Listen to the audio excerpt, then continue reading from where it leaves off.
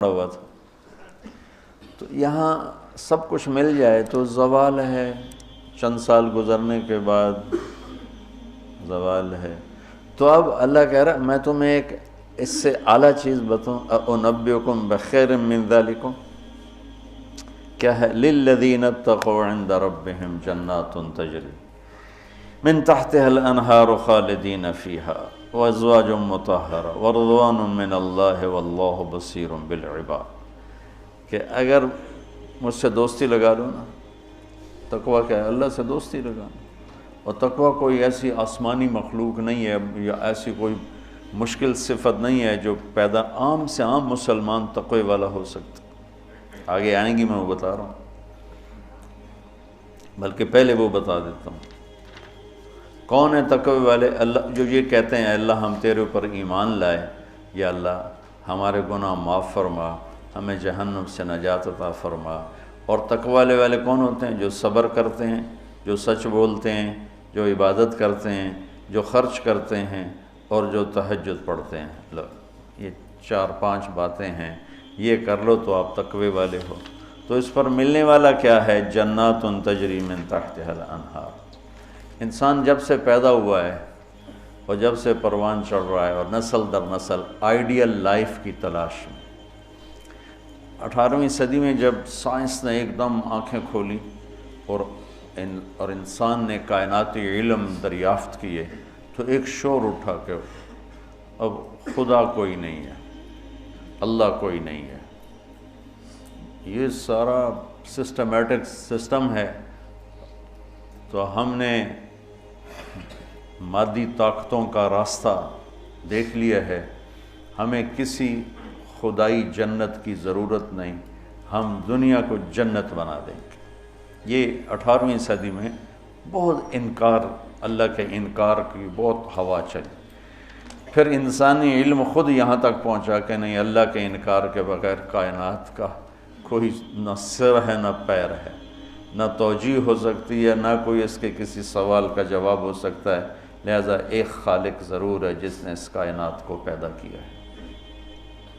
تو انسان، اچھا ایک بات پہلے میں جو میڈیکل سائنس کہتی ہے کہ انسان اپنے ذہن میں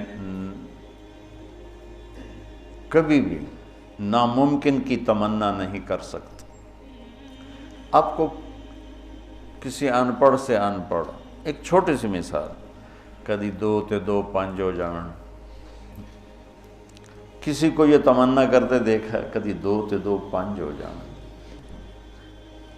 ایک چھوٹی سی مثال عام فہم دی ہے، اس کو پھیلا دو۔ انسان کا کمپیوٹر ناممکن کو نہ سوچتا ہے نہ تمنا کرتا ہے، اندر وہ چیز جاتی نہیں، ناممکن کی تمنا نہیں پیدا ہوتی۔ پھر یہ زندگی کیوں چاہتا ہے؟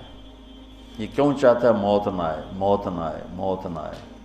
یہ کیوں چاہتا ہے جبکہ ناممکن کی تمنا اندر نہیں پیدا ہوتی؟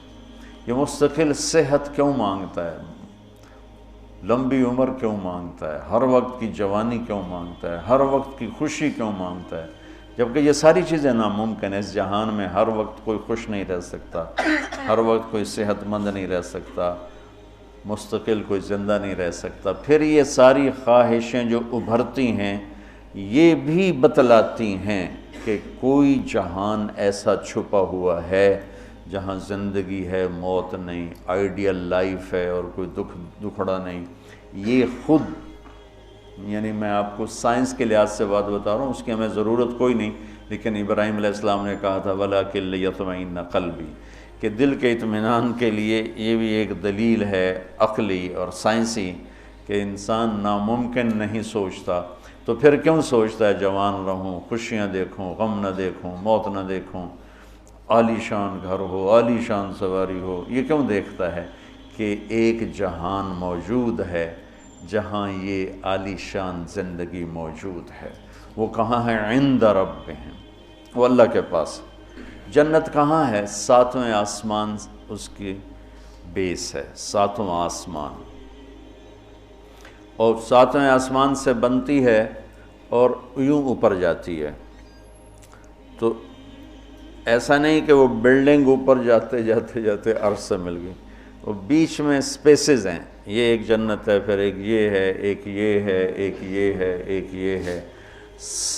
عرش کے ساتھ جا کر جو جنت مل گئی ہے کہ اللہ کا عرش اس جنت کی چھت بن گیا ہے، وہ ہے جنت الفردوس۔ ان الذین آمنوا وعملوا الصالحات کانت لهم جنات الفردوس نزلا اولئک هم الوارثون یرثون الفردوس۔ تو فردوس اعلیٰ جنت ہے۔ اللہ نے ساری جنتوں کو بنایا کن مطلب اللہ کو کن، اللہ کوئی بیٹھا کن نہیں آکھی جاندہ، یہ صرف ہمیں سمجھانے کے لیے ہے، اللہ کو تو کن کہنے کی بھی ضرورت نہیں ہے، لیکن میرے نبی کا فرمان ہے باقی ساری جنت بنی میرے رب کے امر کے ساتھ، اور جنت الفردوس کو اللہ نے بنایا اپنے ہاتھوں کے ساتھ۔ تو یہ دنیا اللہ نے جس دن بنائی ہے، جس دن، اس سے لے کر آج تک اس کو ایک دفعہ بھی محبت سے نہیں دیکھا، اور جنت الفردوس کو جس دن بنایا ہے اس دن سے لے کر آج تک روزانہ دن میں 5 دفعہ رحمت کی نظر ڈالتا۔ اور جنت الفردوس کو ہاتھوں سے بنایا ہے تو وہ کیا چیز بنی ہوگی؟ ہاتھوں سے بنایا ہے وہ کیا چیز بنی ہوگی؟ جس دن بنایا تھا اس دن سے لے کر آج، اور آج سے جس دن اس میں جانا ہے، آنے والا زمانہ بھی موجود ہے، گزرا ہوا زمانہ کوئی 25 ارب سال ہے، 30 ارب سال ہے اس کائنات کو بنے ہوئے، تو اگر اسی عدد کو لے لیں تو میرے نبی کا فرمان ہے کہ اللہ جنت الفردوس کو روزانہ دن میں 5 دفعہ اس کا میک اپ کرتا ہے۔ پہلے سے 5 دفعہ جس چیز کا میک اپ ہو وہ کیا چیز بنے گی؟ اچھا یہ تو دنیا ہے نا، چھوٹی چیز ہے، اس کا تو زیادہ میک اپ ہو نہیں، اس مسجد کا ہم میک اپ شروع کریں تو یہ چھوٹا سا حال ہے، سال 2 سال 3 سال میں ہم دنیا کے تارے توڑ کے لے آئیں، تو بھی چند سال کے بعد کوئی جگہ ہی نہیں ہوگی بھی اب کہاں کیا چیز رکھیں۔ میں اس پہ حیران ہوتا ہوں، ایک لڑکی دلہن بن رہی ہے نا، تو وہ پارلر پہ اسے 1 گھنٹہ 2 3 4 5 6 7 8 لگا دو، اس کے بعد وہ کیا کریں گے؟ منہ ایڈا سارا،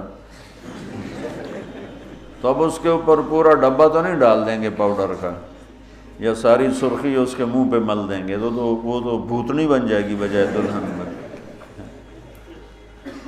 تو ایک لڑکی ہے، ایک لڑکا ہے، ایک گھر ہے، اس کی ڈیزائننگ ہے، اس کا میک اپ ہے، کسی کو چند گھنٹے لگیں گے، کسی کو چند سال لگیں گے، اور پھر ختم، کہ بس اس سے زیادہ نہیں ہو سکتا ہے۔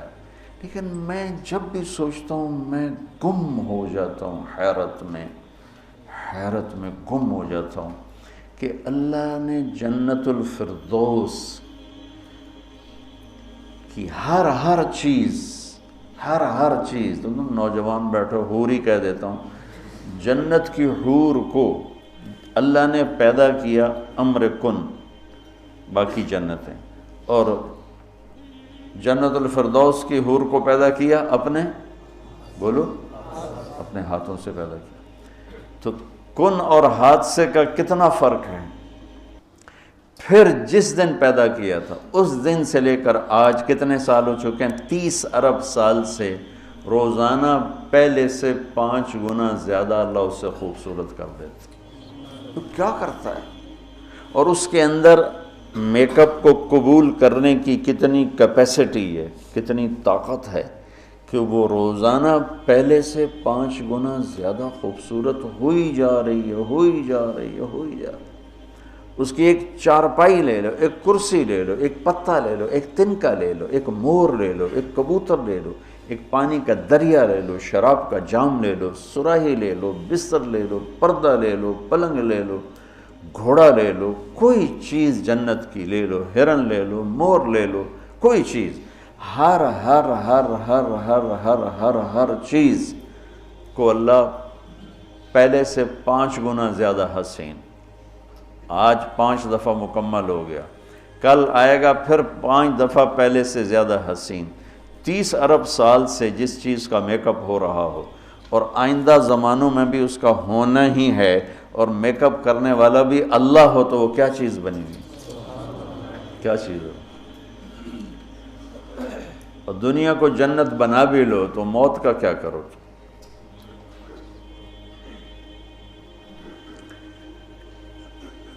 ایک آدمی نے بہت عالیشان بنایا اپنا گیٹ گھر، تو میں اس کے ساتھ جا رہا تھا تو مجھ سے کہنے لگا مولانا صاحب اتنے ہی ویکھو اسی تو اتنے روپیے لا چھڑیں تسی ویندے ہی نہیں پے ہو، دیکھو میں نے کیا بنایا ہے۔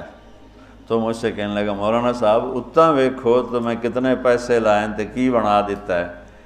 تو میرے بولنے سے نا پہلے خود ہی بول پہ پر مصیبت ہے مر جاونا ہے چھڑ جاونا ہے، ساتھ ہی پر مصیبت ہے مر جاونا ہے چھڑ جاونا۔ میں کہا بھائی ہون دس تو آپ ہی دس دیتا ہے، میں نے ویک کی کرنا، تو کیا علاج کرنا؟ نوشیروان کے پوتے خسرو پرویز نے محل بنایا 11,000 پلر پر، 11,000 ستونوں پر محل بنایا، اور 10 سال نہیں رہ سکا اس میں، اور وہ محل زیر و زبر ہو گیا۔ کیسر نے شکست دی اور محل کو آگ لگا دی۔ عبد الرحمن ناصر اموی بادشاہ نے اسپین میں محل بنایا 4,316 پلر اور برج، اور 25 سال صرف اس میں رہا، اور جا کے اسی قبر میں گر گیا جس قبر میں غریب جا کے گرتا ہے۔ آج اس محل کے کھنڈر میں دیکھ کر آیا ہوں قرطبہ میں کہ کیا وہ شان و شوکت 300 ہجری میں بننا شروع ہوا، اور 1,000 خچر سامان ڈھونے کے لیے اور 10,000 مزدور مستری راج اس پہ کام کرنے کے لیے، چونکہ اس مینول کام تھا سارا، مشینی کام تو تھا نہیں، اور پوری دنیا سے سونا چاندی ہیرے لائے گئے، اور مختلف جگہ پہ پارے کے تالاب بنائے گئے سورج کی گردش کو سامنے رکھ کر، کہ پارا چونکہ ٹکتا نہیں، یوں کرتا ہے یوں کرتا ہے، تو سورج کی شعائیں اس پر پڑتی، اور جب وہ پارا ڈانس کرتا تو شعا بھی ڈانس کرتے ہی اوپر جا کے محل پہ پڑتی، تو پورا محل یوں رقص کرتا ہوا نظر آتا تھا، یوں سارا محل جھومتا نظر آتا تھا۔ اتنا اس اللہ کے نیک بندے نے تباہ کیا پیسہ قوم کا، اور ٹوٹل 25 سال، اب 350 میں وہ مر گیا، اور اس کی سوانے میں لکھا ہے 50 سال میں نے حکومت کی اور ہر دشمن کو زیر کیا، لیکن میں نے اپنی خوشی کے دن گنے 50 سال میں تو صرف 14 دن تھے، صرف 14 دن۔ تو اب اس کا کیا علاج ہے کہ آپ نے سب کچھ بنا لیا، موت کو بھگاؤ؟ جب موت ہے تو اللہ کہتا ہے یہ آئیڈیل ہوم نہیں بن سکتا، لہٰذا یا مجھ سے دوستی کر لے، تقوی اختیار کر لے، پھر تو دیکھ میں تیرے لیے جنت بنا کے بیٹھوں، 7ویں آسمان سے چلتی ہے، اور پھر یہ درجات ہیں، 100 درجات تو صرف جنت الفردوس کے ہیں، اور باقی پتہ نہیں کیا چیز۔ اچھا 7ویں آسمان پہ یہ اس کی 7واں آسمان اس کی بیس ہے، اور پھر 7ویں آسمان سے باہر نکل گئی، جیسے ہم وہ لوہا ڈال کے اور آگے شیڈ بنا دیتے ہیں، نیچے کوئی ٹیک نہیں ہوتی لیکن لوہے کے سریے ڈال کے شیڈ بنا دیتے ہیں، جنت کو اللہ تعالیٰ نے 7ویں آسمان سے یوں باہر نکالا ہے۔ کتنا باہر نکالا ہے وہ اللہ ہی بہتر جانتا ہے۔ پھر اس کو اوپر اٹھایا ہے اور اپنے عرش کو اس کی چھت بنایا ہے۔ جنت الفردوس کے لیے اللہ کا عرش چھت ہے اس مسجد کی چھت کی طرح، اور باقی جنتوں کے لیے اللہ کا عرش چھت ہے آسمان کی طرح، آسمان کی طرح۔ تو اس میں ایک تنکا لکڑی یا گھاس، وہاں کا تنکا بھی سونے چاندی سے بنا ہوا ہے، یہاں کے درخت لکڑی کے۔ ایک کہنے لگا سونے چاندی سے پھل کیسے آئے گا؟ میں نے کہا لکڑ تو پھل کیوں آ جانا، یہ کوئی ہے عقل میں آنے والی بات کہ لکڑی سے پھل نکل آئے؟ لیکن چونکہ ہم ہر وقت دیکھتے رہتے ہیں تو وہ ہمارا ذہن اسے قبول کر چکا ہے. ورنہ کوئی عقل کی بات ہے کہ لکڑی میں سے آم نکل آتا ہے اور لکڑ میں سے انگور نکل آتا ہے, چھوٹی سی بیل میں سے اتنا بڑا تربوز نکل آتا ہے. یہ کیا چکر ہے؟ زمین پر پڑے پڑے پڑے پڑے پڑے اتنا ہو جاتا ہے. وہ کہتے ہیں کوئی فلسفی جا رہا تھا تو اس نے دیکھا اتنا بڑا تربوز زمین پہ پڑا ہوا اور آم لگے ہوئے درخت پر, تو کہنے لگا ایک ہی گل ہوئی, چھوٹے چھوٹے اتلا دیتے ہیں وڈے نو ہیٹھاں پاتا ہے. تو ابھی اسی سوچ میں تھا تو ایک کام ٹوٹ کے اس کی ٹنڈ پہ لگا, کہنے لگا سمجھ آ گئی یہ میرے اتنے ہندوانہ ڈاندا تو میرا کی حال ہے. اگر میرے اوپر یہ تربوز گرتا تو میرا کیا حال ہوتا, مجھے سمجھ میں آ گیا. تو اللہ نے ادنا ترین چیز جو لگائی ہے جنت میں سونا اور چاندی ہے, زمرد اور یاقوت ہے, ہیرا اور جوہر ہے.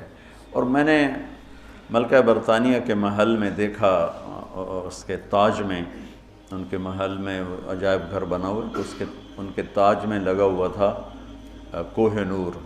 لیکن اب اس کی وہ شان و شوکت نہیں رہی, چونکہ کاٹ کے تاج میں لگایا اور پھر 3 ٹکڑے کر کے آگے ایک پٹی میں رکھا ہوا تھا. یہ پورا جب ہیرا تھا تو دیوگری جنوبی ہند کی ایک ریاست تھی, اسے علاؤ الدین خلجی نے فتح کیا. تو جب مال غنیمت کے لیے خزانے کا دروازہ کھولا گیا تو اس میں یہ ہیرا پڑا ہوا تھا. تو علاؤ الدین خلجی کے منہ سے بے ساختہ نکلا کوہ نور, یہ تو نور کا پہاڑ ہے. تو اس سے اس ہیرے کا نام ہی کوہ نور پڑ گیا.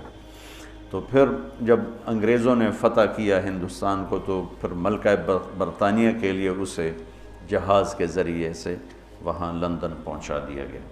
یہ دنیا کا سب سے بڑا ہیرا تھا, ہو سکتا ہے اب اس سے بڑے ہوں, لیکن جنت کے کسی بھی لباس میں, تاج میں, گلاس میں, سراہی میں, میز پر, کرسی پر, بستر پر, مسیری پر, پلنگ پر, دروازے پر, کھڑکی پر جو موتی ہیرے جڑے ہوئے ہوں گے, اس میں سب سے چھوٹا موتی یا ہیرا یا نیلم یا زمرد یا پکھراج, جو بھی تم نام لے لو جو آج دنیا میں قیمتی پتھر پائے جاتے ہیں, اس کو لا کر یہاں ٹیبل پر رکھ دو, وہ اتنا سارا ہو تو میرے رب کی قسم یہاں سے آسمان تک روشنی پھیل جائے گی اور خوشبو پھیل جائے گی, خوشبو پھیل جائے گی. تو اللہ تعالیٰ کہہ رہا ہے تم مجھ سے صلح تو کرو, مجھ سے یاری لگاؤ, تو میں نے آئیڈیل ہوم تمہارے لیے بنایا ہوا ہے.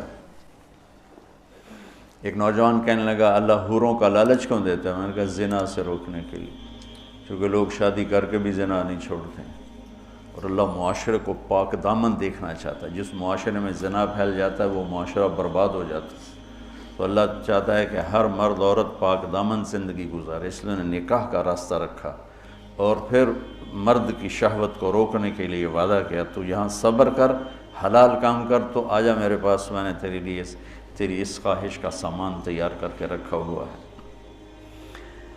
کہ یہاں کا مادہ مٹی ہے, وہاں کا مادہ مشک و عنبر ہے, وہاں کی گھاس زعفران کی ہے, یہاں زعفران اتنا سا ملتا ہے اور لاکھوں روپے کا کلو ملتا ہے, اور وہاں پوری میدان میں جو گھاس ہے وہ زعفرانی ہے, اور گھر کی 1 اینٹ موتی کی ہے, 1 اینٹ زمرد کی ہے, 1 یاقوت کی ہے, 1 زمرد کی ہے, 1 سونے کی ہے, 1 چاندی کی ہے, بیچ میں مشک کا گارا ہے اور زعفران کی گھاس ہے, اور اللہ کا عرش اس کی چھت بنایا گیا ہے.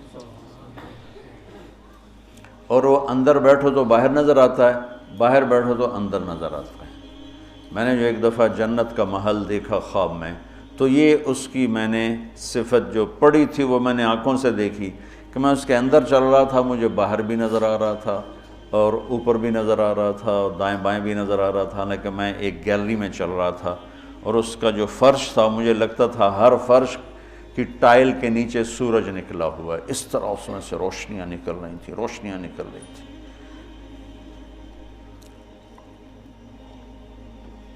میں حور کو بیان کرتا ہوں جو ابن القیم نے لکھا ہے, لیکن جو میں نے دیکھی ہے وہ میں بیان نہیں کر سکتا. میں اب بھی دیکھ رہا ہوں,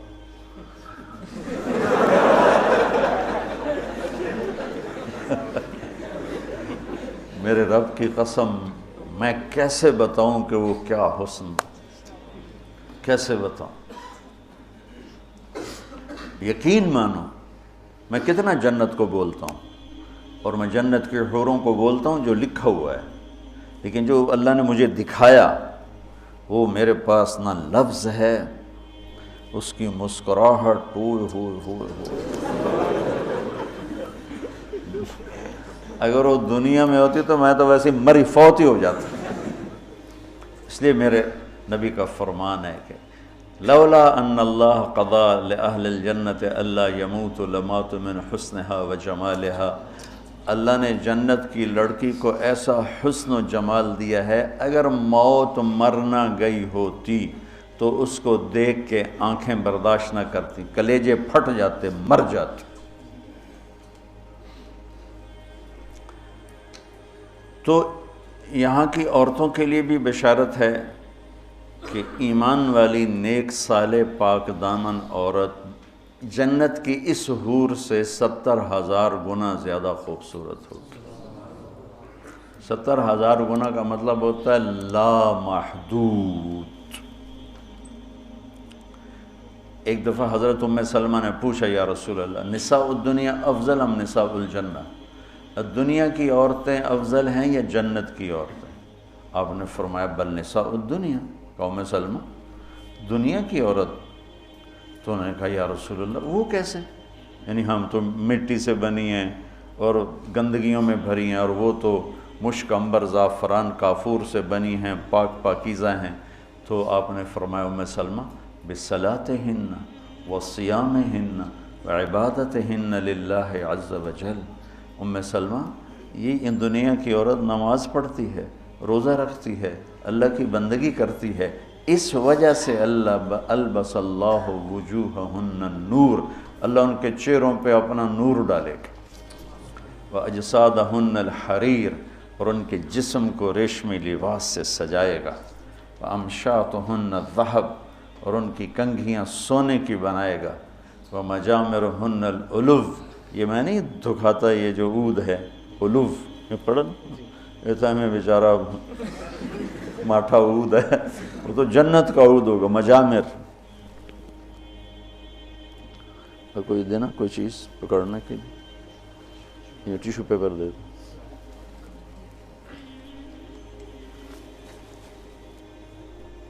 دو۔ اس کو کہتے ہیں مجمار۔ مجمار کا اردو میں لفظ دھونی دینے کی چیز ہے، اس میں مجامر جمع ہے مجمار، کہ اس طرح ان کے سامنے ہوں گے اور اس میں عود جل رہا ہوگا اور اس کی خوشبو پھیل رہی ہوگی۔ یہ دنیا کی عود ہے، ساری مسجد میں خوشبو آتی کہ نہیں آتی؟ ہم ماٹھی سی چیز ہے، تو وہ کیا چیز ہوگی؟ وہ خوشبو ایک بہت بڑی یعنی فریش کرنے والی ایک نعمت اللہ نے بنائی ہے، کہ دماغ کی غذا ہے خوشبو، آنکھوں کی غذا ہے سبزہ، اور دماغ کی غذا ہے خوشبو۔ اللہ تعالیٰ نے اس کو خوشبوؤں سے بھر دیا ہے۔ عرفہا لہم کا ایک ترجمہ ہے کہ جنت کو اللہ تعالیٰ ان کے لیے خوشبودار بنا رہا ہے۔ عرف خوشبودار بنانا، ایک اور ترجمہ بھی ہے لیکن ابھی اس کی مناسبت سے مجھے یاد آیا کہ عرفہا لہم، کہ آ جاؤ ایک دفعہ مجھ سے دوستی لگا کے، پھر ایسی جنت دوں گا جس میں خوشبوئیں خوشبو ہوگی، اور ایسی خوشبو ہوگی کہ یہ ادھر تو لگاتے ہیں اور تھوڑی دیر بعد وہ ختم ہو جاتی ہے، وہ تمہیں ہمیشہ مہکائے رکھے گی اور تمہیں ہمیشہ تر و تازہ رکھے گی، خوش و خرم رکھے گی۔ تو اللہ تعالیٰ فرمایا تم میرے پاس آ جاؤ، تو تم جس آئیڈیل ہوم کو ڈھونڈتے ہو وہ میں نے تمہارے لیے تیار کیا ہوا ہے۔ تجری من تحتہا الانہار، پانی یا انہار دریا کو کہتے ہیں، کہ وہ دریائی دریا ہیں۔ اصل میں یہ دریا وہ ایک کنایہ ہے، یہ ہے اس کے لیے خوبصورتی کے لیے، کہ پانی سے حسن آتا ہے۔ لوگ سردیوں میں گرمیوں میں مری جاتے ہیں، ناران جاتے ہیں، لورالائی نہیں جاتے، فورٹ منرو نہیں جاتے، وہ بھی ٹھنڈا ہے، لیکن وہ اتنا ویران ہے کہ اس پہ سبز نام کی شائی کوئی نہیں۔ اور کیوں نہیں ہے کہ پانی کوئی نہیں؟ پانی نہ ہونے کی وجہ سے کالے پہاڑ ہیں۔ مری ناران کاغان میں پہاڑ سرسبز ہیں کیونکہ وہاں پانی بہت زیادہ ہے۔ تو انہار انہار انہار، یہ اشارہ ہے خوبصورتی کی طرف۔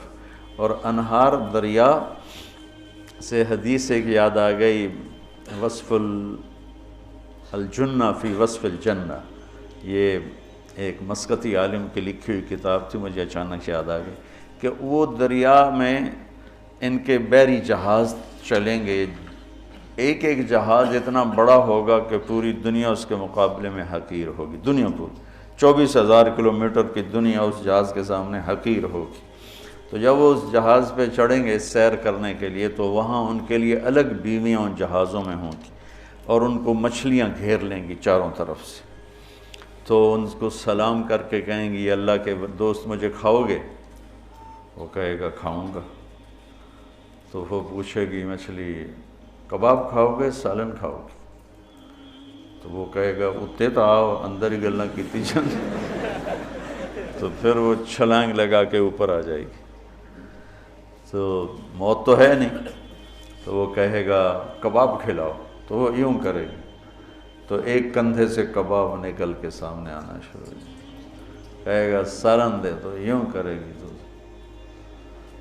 میں یہ بنگلہ دیش میں حدیث بیان کرتا ہوں، بہت مزہ آتا ہے، کیونکہ بنگالی بڑے خوش ہوتے ہیں، ان کی غذا مچھلی ہے نا۔ ایک دفعہ پہلوانوں کو اکٹھا کیا ہم نے، زندگی میں پہلی دفعہ میں نے پہلوان اتنے دیکھے، اور پہلی دفعہ ان سے میں نے بات کرنی، میں پریشان، یا اللہ میں ان سے کیا بات کروں، سارے انج کر کے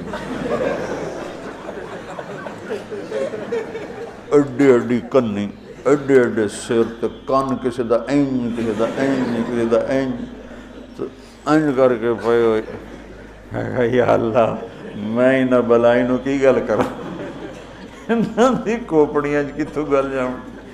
کبھی زندگی میں پہلوانوں سے بات نہیں کی، تو بڑا پریشان بڑا پریشان۔ ظہر کی نماز کے بعد بیان تھا، مونی روڈ، وہ پہلوانوں کا اکھاڑا ہوتا تھا۔ خیر نماز ظہر کی ہو رہی تھی، تو نماز کے دوران اللہ نے نا میری راہبری فرمائی، مجھے ایک حدیث یاد آ گئی۔ تو بیان شروع ہوا، تو وہ ان کے بیٹھنے کا انداز ایسا جیسے کہ اکھاڑے میں ہی بیٹھے ہوئے ہیں، وہ لتاں لمیاں کیتی ہوئی ہیں، تو منہ اتنا کیتا ہوا، میں تو نہ دے سامنے چڑا جہا بیٹھا ہوا سا۔ تو میں نے ان سے کہا دیکھو بھائی، یہاں سے میں نے بات شروع کی، دیکھو بھائی اصل زندگی ہے جنت، اور دنیا ہے عرض، اور جنت میں جانے کا سب سے زیادہ مزہ پہلوانوں کو آئے گا۔ وہ سارے ذرا این ہو گئے، پہلے این ہو گئے، پہلوانوں کو بڑا مزہ آئے گا جنت میں جانے کا، اس لیے کہ جنت کا پہلا کھیل جو اللہ ہمیں دکھانے والا ہے نا، پہلی انٹرٹینمنٹ جو جنت کی ہوگی سب سے پہلی، وہ مچھلی اور بیل کی کشتی ہوگی۔ اب ہمیں تو کشتی آتی نہیں، تو ہمیں تو نہیں پتہ لگے گا بھئی مچھلی نے کیا داؤ لگایا، بیل نے کیا داؤ لگایا۔ تم سارے پہلوان ہو، تمہیں پتہ ہے داؤ کیا ہوتا ہے۔ جب بیل داؤ لگائے گا تسی اس لئے نعرے مارو گے، جب مچھلی داؤ لگائے گی پھر تم نعرے مارو گے، اور تمہیں وہ مچھلی اور بیل کی کشتی دیکھنے کا جو مزہ آئے گا وہ ہمیں تو آئے گا نہیں۔ یہاں سے بات چلی، وہ تھوڑے تھوڑے ان کی آنکھیں کھلی۔ تو اللہ تعالیٰ نے ایک عجب گھر بنایا ہے، اور ہمیں ذوق ہی نہیں، چونکہ جنت کے تذکرے ہی کوئی نہیں۔ اور زندگی گزر گئی ہے سفروں میں، جتنا عرب میں جذبہ ابھرتے دیکھا نا جنت کا، وہ اجمی تو ٹھنڈے برف کھا کے بیٹھے ہوں گے۔ ایک دفعہ میں تھوڑا فرق کرو، بس میں تھا یہاں، ایک عرب جماعت آئی ہوئی تھی، وہ میں گیا ان کو ملنے، وہ تعلیم کرا رہے تھے، اس میں ایک بدو وہ یوں کر کے نا تعلیم میں سویا ہوا تھا یوں کر کے، تو انہوں نے مجھے کہا آپ تھوڑی بات کر لیں، تو میں نے بات شروع کر دی، وہ سویا رہا، مجھے خیال آیا اس بابے نے اٹھاواں کہ میں، تو تھوڑی دیر کے بعد میں نے جنت شروع کی نا، تو وہ پہلے یوں ایسے سویا ہوا تھا بالکل، جب جنت شروع ہوئی تو اس نے مجھے یوں دیکھا، ایک آنکھ سے دیکھا، ایک آنکھ، اور کافی دیر ایسے دیکھتا رہا، پھر یوں ہوا، پھر یوں ہوا، وہ پھر ایک دم جمپ لگایا، اور میں نے عینک کھولی نا کہ عینک کیا چیز ہے، تو پھر جمپ لگا کے ناچنا شروع ہو گیا، حور حور حور حور۔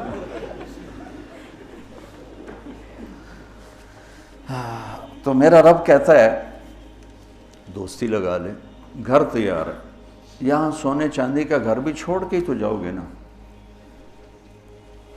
اور وہاں وہ گھر بنایا ہے جسے چھوڑو گے نہیں، ہمیشہ رہو۔